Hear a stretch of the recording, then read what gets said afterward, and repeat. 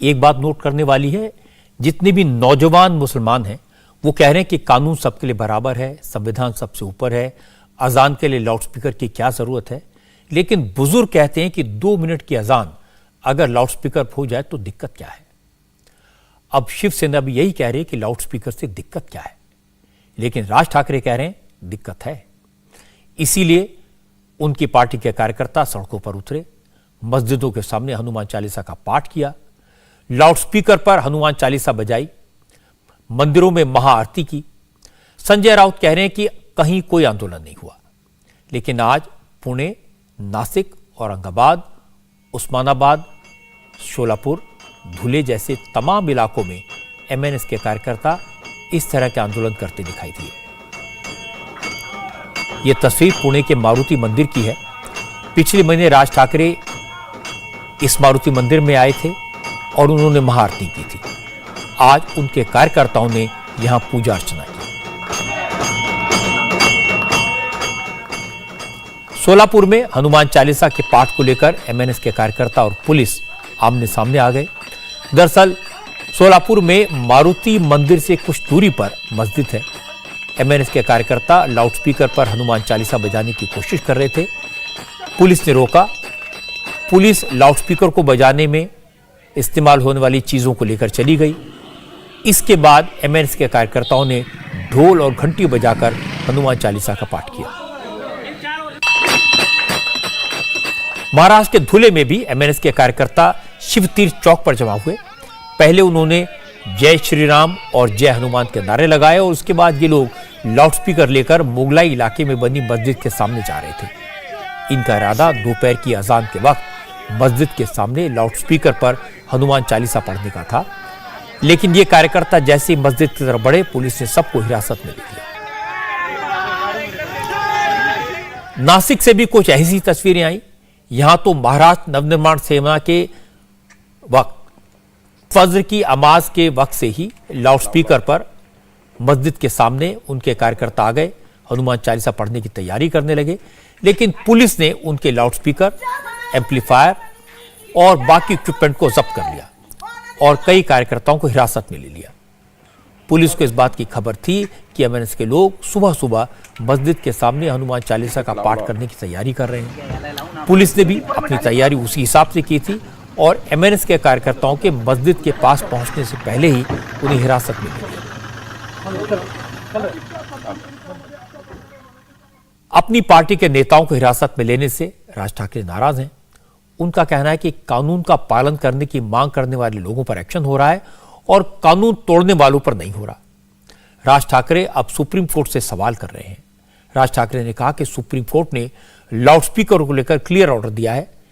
अब अगर राज्य सरकारें उस ऑर्डर को फॉलो नहीं कर रही हैं तो ये कंटेम्प्ट ऑफ कोर्ट है। ऐसे में वो देखना चाहते हैं कि सुप्रीम कोर्ट इसे किस तरह लेता है।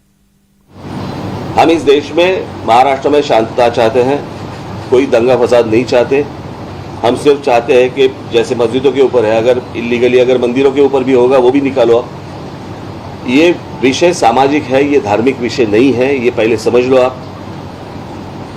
और उसके हिसाब से मुझे लगता है किसी भी सरकार को, इस देश में किसी भी राज्य सरकार को या वहाँ की पुलिस को इस तरह की एक्शन उनको लेनी चाहिए।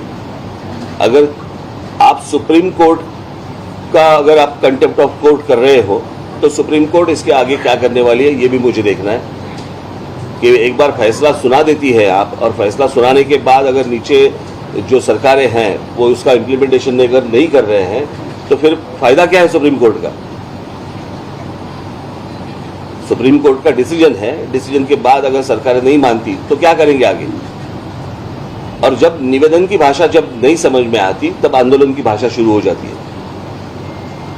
और इसके लिए आंदोलन है, ये एक दिन का आंदोलन नहीं है, ये चालू रहेगा जब तक ये आवाजें लाउडस्पीकर बंद नहीं होते, तब तक ये चालू रहेगा। राज ठाकरे कह रहे हैं कि उनका आंदोलन किसी मजहब के खिलाफ नहीं है, मस्जिदों के खिलाफ नहीं है, वो तो सुप्रीम कोर्ट की गाइडलाइंस के पालन की मांग कर रहे हैं। लेकिन शिवसेना ने इसे धर्म का रंग दिया।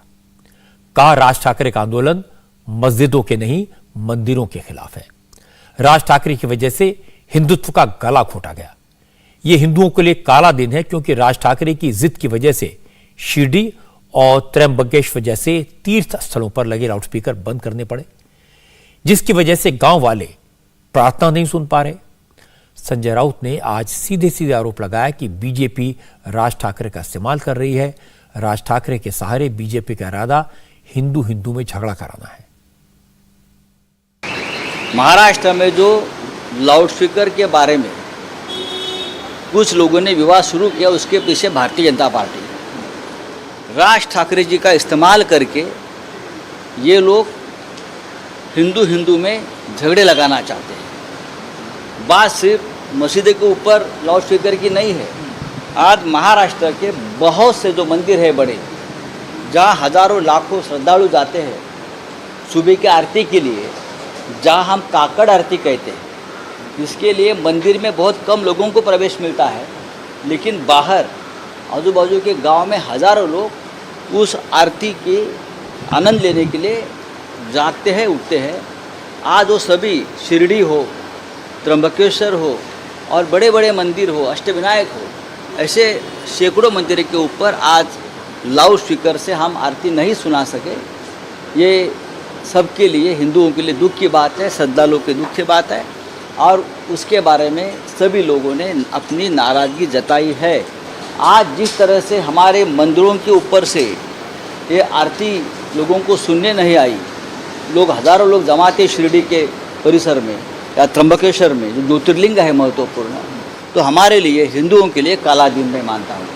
इस इतिहास में कभी नहीं हुआ था, लेकिन भारतीय जनता पार्टी ने जिस प्रकार की राजनीति राज ठाकरे जी के साथ शुरू की है, उसके लिए हिंदुओं के लिए काला दिन। महाराष्ट्र में शिवसेना की सरकार है। संजय राउत शिवसेना के प्रवक्ता हैं। सरकार को डिफेंड करना उनकी जिम्मेदारी है, उनका काम है, लेकिन उनकी बात में तथ्य कम थे, क्योंकि मंदिरों या मस्जिदों से स्पीकर को उतारने की जरूरत नहीं है। सुप्रीम कोर्ट की गाइडलाइंस के मुताबिक वॉल्यूम को कम रखना है और सरकार धार्मिक स्थानों को लाउडस्पीकर लगाने की परमिशन दे सकती है। अब महाराष्ट्र में प्रशासन ने लाउडस्पीकर की मंजूरी की गाइडलाइंस बनाई है। अब किसी प्रोग्राम के लिए या धार्मिक स्थान पर लाउडस्पीकर लगाने के लिए मंजूरी 1 महीने में मिलेगी। मुंबई में 24 मंदिरों को लाउडस्पीकर की मंजूरी दी गई है। 922 मस्जिदों को लाउडस्पीकर लगाने की परमिशन दी गई है।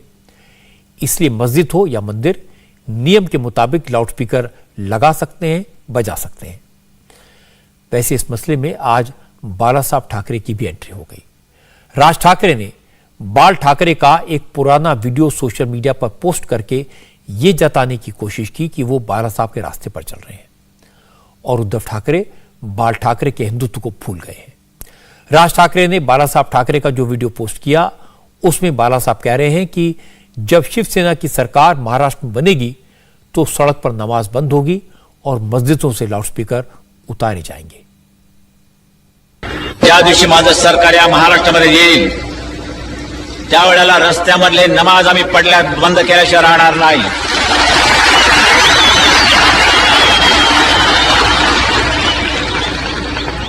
कारण धर्म असा असावा लागतो की तो राष्ट्र विकासाच्या आड येता कामा नये, लोकांना त्याचा उपद्रव होता कामा नये। आमच्या हिंदू धर्माचा कुठे जर कोणाला उपद्रव होत असेल त्यांनी मला येऊन सांगावं, आम्ही त्याचा बंदोबस्त करायला तयार आहोत। लाऊडस्पीकर मशिदीवरचे खाली येतील, बंद। ये बात सही है कि बालासाहब ठाकरे सड़क पर नमाज और लाउडस्पीकर पर फुल वॉल्यूम में अजान के विरोधी रहे, हमेशा इसका विरोध किया। जब वो आपकी अदालत में आए थे तब भी उन्होंने कहा था कि सड़क पर नमाज पढ़ना गलत है और अगर ये बंद नहीं हुआ तो शिवसेना इसके खिलाफ सड़कों पर महाआरती करेगी। अब वही तरीका राज ठाकरे ने अपनाया है। राज ठाकरे भी लाउडस्पीकर पर अजान के खिलाफ महाआरती और हनुमान चालीसा का पाठ कर रहे हैं। राज ठाकरे ने आज बाल ठाकरे की स्पीच इसीलिए शेयर की जिससे वो बता सकें कि वो बालासाहब ठाकरे के बताए रास्ते पर चल रहे हैं, लेकिन शिवसेना ने इसका जवाब देने में देर नहीं की। संजय राउत ने कहा, जो राज ठाकरे बालासाहब ठाकरे के जीते जी उनको छोड़कर चले गए, उनसे शिवसेना को हिंदुत्व सीखने की जरूरत नहीं है। राज ठाकरे हिंदुत्व के फर्जी स्कूल में पढ़ाई कर रहे हैं। संजय राउत ने कहा, हिंदुत्व का असली स्कूल तो शिवसेना का ही है। अरे भाई, बाला साहब का वीडियो ट्वीट करके क्या वो दिखाना चाहते हैं? उनको क्या बाला साहब ठाकरे मालूम? जो लोग बाला साहब जी को छोड़ कर गए, उनके जीते जी, वो हमें हिंदुत्व क्या सिखाएंगे? बाला साहब ने अपने उस स्पीच में लाउड स्पीकर की बात जरूर की है, आपने देखा होगा, लेकिन बाला साहब के रहते हुए ही मुंबई और महाराष्ट्र में लाउड स्पीकर का मुद्दा खत्म हुआ। लेकिन लगातार राज ठाकरे जी को, शिवसेना को हिंदुत्व की याद दे रहे हैं वो, और शिवसेना प्रमुख बाला साहब ठाकरे का हर बार जिक्र हो रहा है। उसने जिस स्कूल में हिंदुत्व की शिक्षा पढ़ाई शुरू की है ना, वो स्कूल मास्टर की डिग्री फर्जी है, वहां से वो हिंदुत्व की शिक्षा नहीं ले सकते। बाला साहब ठाकरे और वीर सावरकर ये दो ही लोग थे जिसने देश को हिंदुत्व सिखाया है, पढ़ाया है और हमारे जहन में डाला है। बाकी सबकी डिग्री फर्जी है। शिवसेना की स्कूल जो है हिंदुत्व की, वो ओरिजिनल स्कूल है। अब वहां से निकलकर बाहर क्या करोगे? अब शिवसेना ये बर्दाश्त नहीं कर सकती कि राज ठाकरे अपने आप को बाला साहब ठाकरे का सच्चा फॉलोअर साबित करें, क्योंकि जैसे ही संजय राउत का बयान आया, थोड़ी देर बाद शिवसेना की दूसरी प्रवक्ता मनीषा कयांदे ने भी बाला साहब ठाकरे का एक पुराना वीडियो पोस्ट किया, जिसमें बाल ठाकरे राज ठाकरे की बात कर रहे हैं। कह रहे हैं कि मेरा भतीजा मेरी कॉपी कर रहा है, लेकिन कॉपी से क्या होता है? असली बात विचार है। वो मराठी कर रहा है। मैंने तो मराठी का मुद्दा उस वक्त निकाला था जब वो पैदा भी नहीं हुआ था। हे आमच्या पुतण्याने झक मारली, काय त्या डोक्यात शिरलं काय कळत नाही। पूर्वी ज्या स्टाईल मध्ये बोलत होतो, अशी ही स्टाईल माझी कोणीतरी उचलली म्हणतात, मला माहित नाही कोणी। म्हणजे मी माझ्या स्टाईल मध्ये जर उद्या बोललो तर मी त्यांची कॉपी करतोय असं म्हणताल तुम्ही कदाचित। स्टाईल वगैरे ठीक आहे हो, विचाराला महत्व आहे। तर वाचन निश्चन आहे का तुमचं? मराठी मराठी मराठी, अरे झाल्यावर तुमचा जन्म झाला नव्हता त्यावेळेला मी मराठी काढलेली आहे महाराष्ट्रामध्ये। बाला साहब ठाकरे अपने विचार के पक्के थे, अपने विचार के लिए लड़ते थे और अपने विचार के दम पर ही लोगों को इकट्ठा करते थे। इसीलिए उन्होंने शिवसेना बनाई थी। लेकिन आज मामला वो नहीं है।